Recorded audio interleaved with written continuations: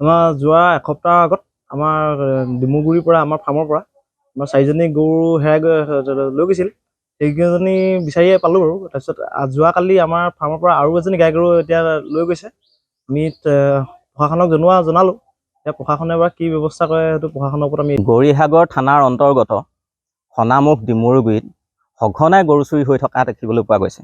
যোৱা 29 এপ্ৰিল তাৰিখে 3 ঘৰ মানুহৰ পৰা গোহালিৰ পৰা তাত যিসমূহ খুঁটি আছে চোৰে গৰু চুৰ কৰি লৈ গৈছিলে।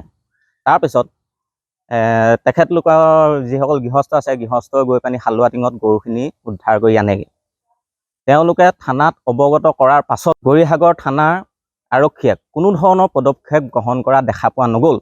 আৰু সেইকাৰণে আজি যোৱা 8 মে' তাৰিখে পুনৰ একে ঠাইৰ পৰাই গৰু চুৰি হোৱা আমি দেখিবলৈ পালোঁ। আমি কৃষক মুক্তি সংগ্ৰাম সমিতিয়ে এই বিষয়টোত অত্যন্তভাৱে দুখ পাইছোঁ আৰু গৌৰীসাগৰ থানাক আমি ধিক্কাৰ জনাইছোঁ। লগতে আমি এইটো কথা আমি জনাব বিচাৰিছোঁ, যদিহে আজি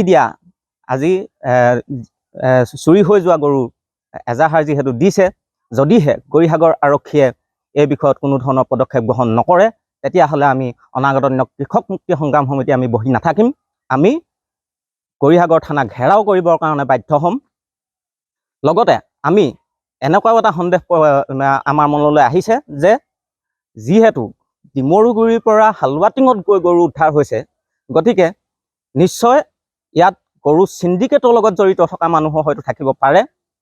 ইতিমধ্যে চিন্তামণি গড়ৰ কোনোবা চোৰে চুৰ কৰিছিলে বুলি যোৱাবাৰ গৰুকেইটা প্ৰমাণ হৈছিলে। তথাপিতো কোনো ধৰণৰ পদক্ষেপ গ্ৰহণ নকৰাত আমি গৌৰীসাগৰ আৰক্ষীক তীব্ৰ ভাষাৰে কৃষক মুক্তি সংগ্ৰাম সমিতিয়ে অৰিহণা দিছোঁ।